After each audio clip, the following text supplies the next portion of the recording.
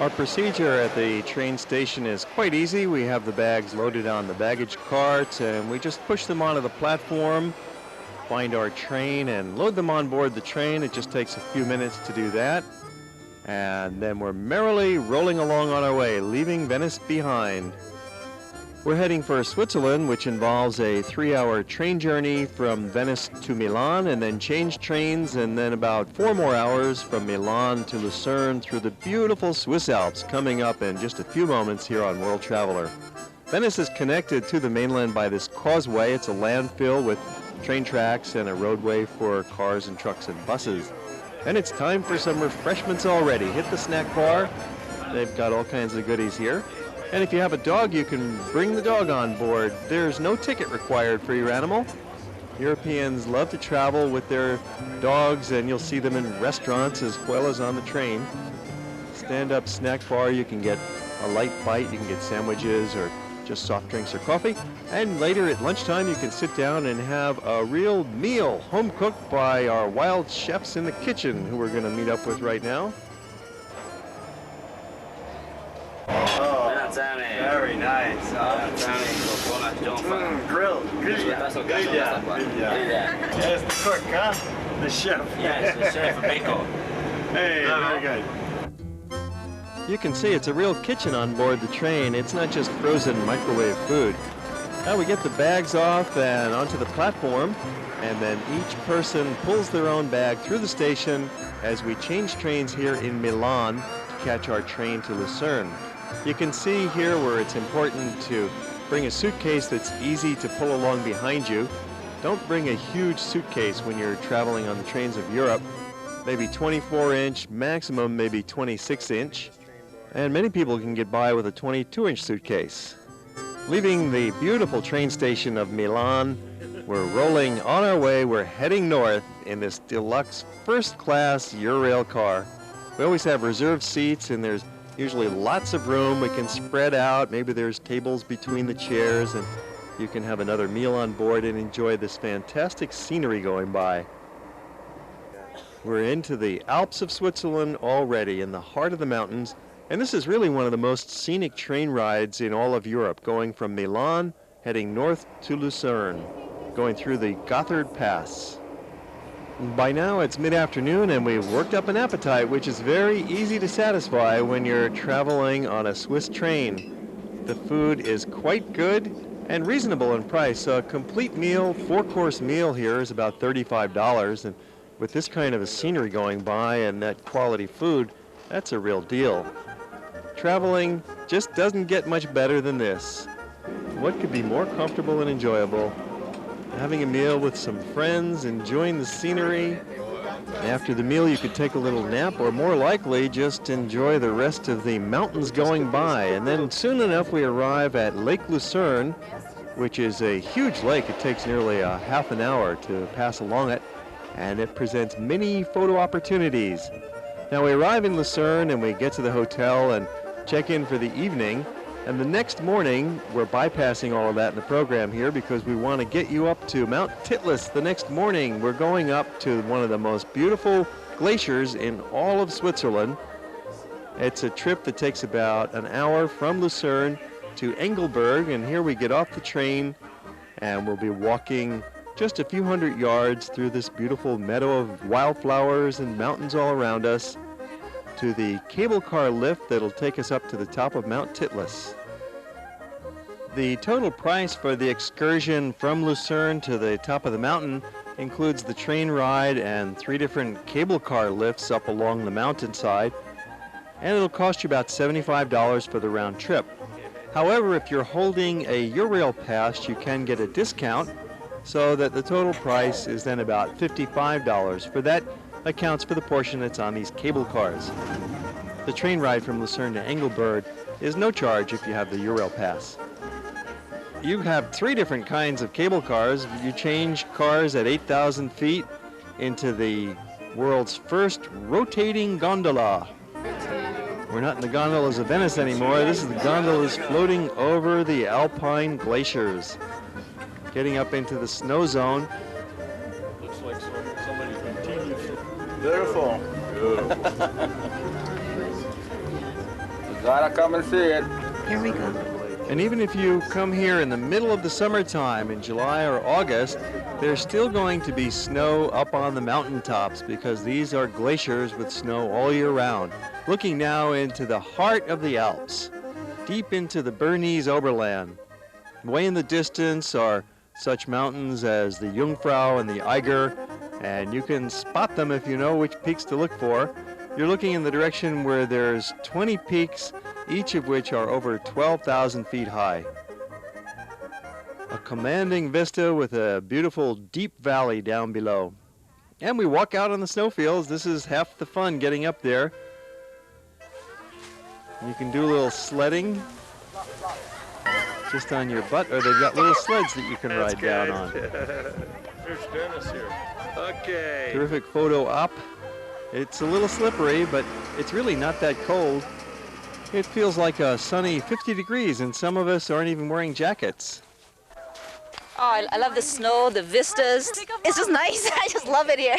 I'm glad I came. It's warm, yeah? Yeah, really warm. Not cold at all. No, it's warmer than expected, so I got all my jackets, my sweater, I wouldn't just take everything off. In your packs. Oh, this is beautiful. Can't beat it. The vista is terrific, yeah? Drink beer, drink beer. There's a bar and restaurant and coffee shop and a souvenir shop all at the top, so you can take a break and have a meal. Where's your Heinekens? Yeah, that's all we need is Heinekens, ice cold Heineken.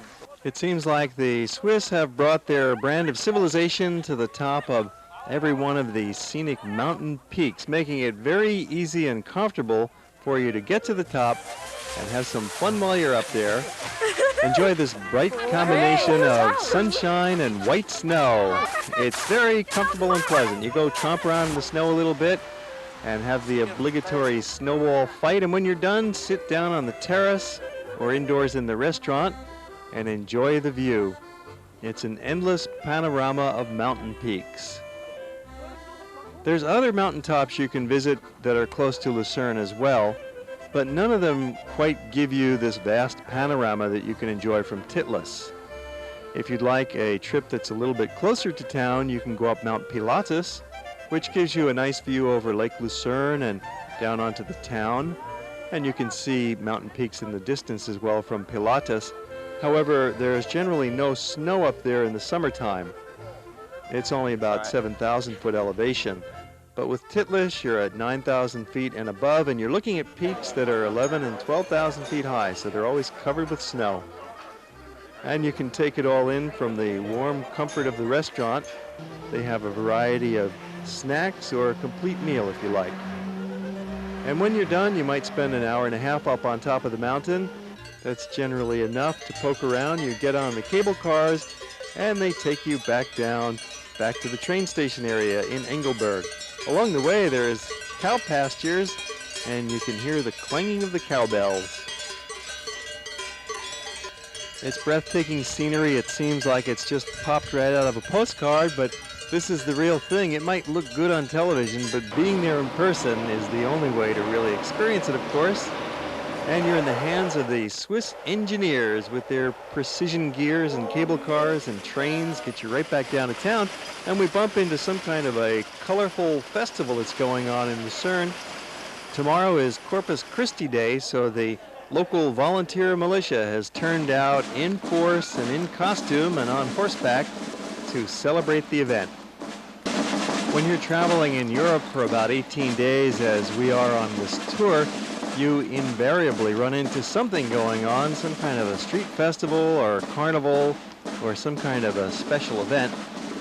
Here we're in front of the City Hall of Lucerne. It's one of the main town squares. Well, those are some of the main highlights of town. We've shown you other parts of Lucerne in different episodes of World Traveler.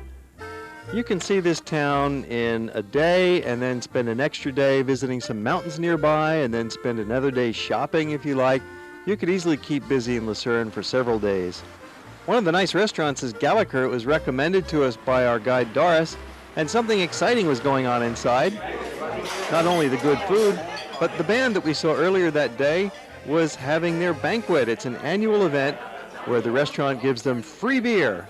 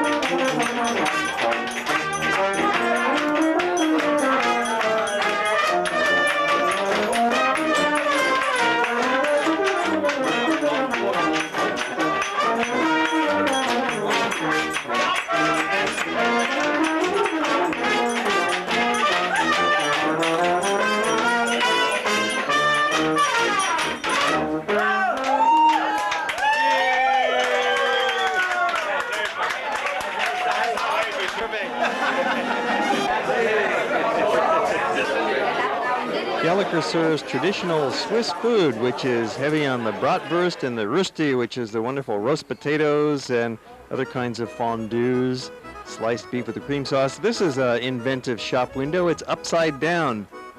The Swiss can be pretty avant-garde and creative. They're not as conservative as you might think. It's a very alive culture here in Switzerland. Looking out of our hotel room, across the River Royce to the Jesuit church and some of the other old buildings of the heart of town. It's our last morning in town. We're enjoying a breakfast at our deluxe hotel, and we'll be soon off to the train station for our trip to Paris. Lucerne is small, so it only takes about 10 minutes to get to the station by taxi. Love it. I love it. Beautiful, very beautiful here. What'd you like, everything? Everything, the Alps especially, the climate. Love the room. We had a beautiful view. Yeah. Good beer, good food, good entertainment. We're ready for the next one. Ready for Paris? Yep.